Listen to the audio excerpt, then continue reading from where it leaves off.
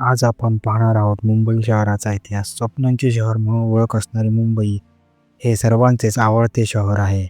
मुंबई शहराची दुसरी ओळख म्हणजे भारतातील सर्वात जास्त लोकसंख्या असणारे शहर व महाराष्ट्र राज्याची राजधानी. मुंबई शहर लाखो लोकांना उपजीविकेचे साधन पुरवते. मुंबईमध्ये वेगवेगळ्या संस्कृतीची, धर्माची, जातीची लोक खूप आढळतात. परंतु मुंबईचे मूळ रहिवासी हा कोळी समाज आहे. कोळी समाजाची आराध्य दैवता मुंबादेवी या नावावरूनच या शहराला मुंबई असे नाव पडले असा समज आहे. पोर्तुगीज या शहरास बोम-बाहिया असे म्हणत असत. पुढे इंग्रजांनी या नावाचे बॉम्बे असे नामकरण केले. मुंबई हा 7 बेटांचा समूह होता. या बेटांवर पाषाण युगांपासून वस्ती असल्याचे पुरावे आहेत. याचा सर्वात जुना लिखित पुरावा इसवी पूर्व 250 सालातील असून यात मुंबई शहराचा उल्लेख ग्रीकांनी हेप्तॅन्शिया असा नोंदविला आहे. इसवी पूर्व 3च्या सुमारास ही बेटे सम्राट अशोकाच्या मौर्य साम्राज्यात समाविष्ट होती. शिलाहार साम्राज्याने 1343 पर्यंत मुंबईवर राज्य केले व नंतर गुजरातच्या मुस्लिम साम्राज्याने मुंबई हस्तगत केली. 1534 साली पोर्तुगीजांनी मुस्लिम राज्यकर्ता बहादूर शाहकडून मुंबई काबीज केली व त्यास बॉम्बाया असे नाव दिले. 1661 रोजी मुंबईला पोर्तुगीजांनी इंग्लंडचा राजा दुसरा चार्ल्स याच्या कॅथरीन ब्रेगांझा या पोर्तुगीज राजकन्येशी झालेल्या लग्नात हुंडा म्हणून देऊन टाकली व नंतर हीच मुंबई ब्रिटिश राजघराण्याकडून ईस्ट इंडिया कंपनीस भाड्याने देण्यात आली.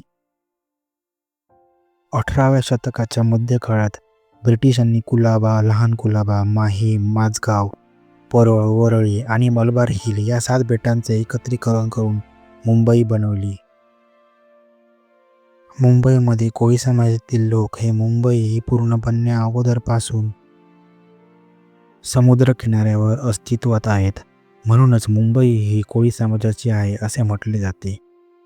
त्यांचा समुद्रावर उदरनिर्वाह आहे. हा कोळी समाज समुद्रातून मासे पकडून ते ताजे मासे असतानाच बाजारात विकतो किंवा सुकवून पावसाळ्यात स्वतःसाठी किंवा विकण्यासाठी ठेवतो.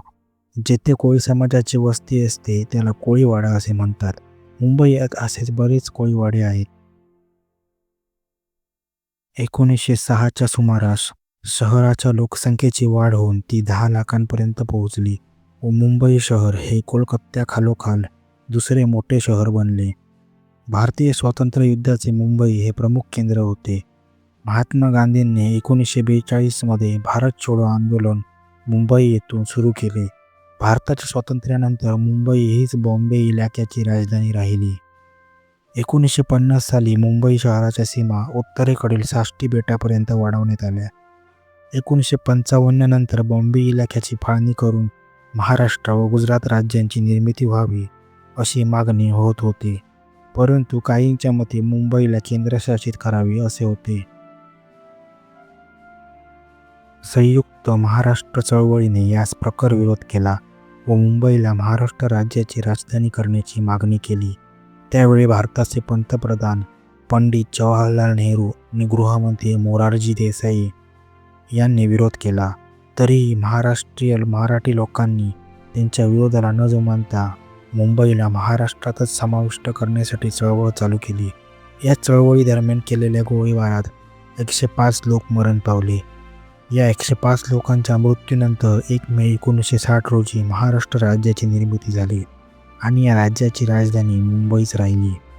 105 लोकांच्या स्मरणार्थ फ्लोरा फाउंटन येथे कारंज्याच्या शेजारी एक स्तंभ उभारून त्या चौकाचे नाव हुतात्मा चौक केले गेले. 1995 मध्ये या शहराचे बॉम्बे हे नाव बदलून मुंबई असे करण्यात आले. असा हा भारतातील सर्वात श्रीमंत शहराचा दैदिप्यमान इतिहास आहे.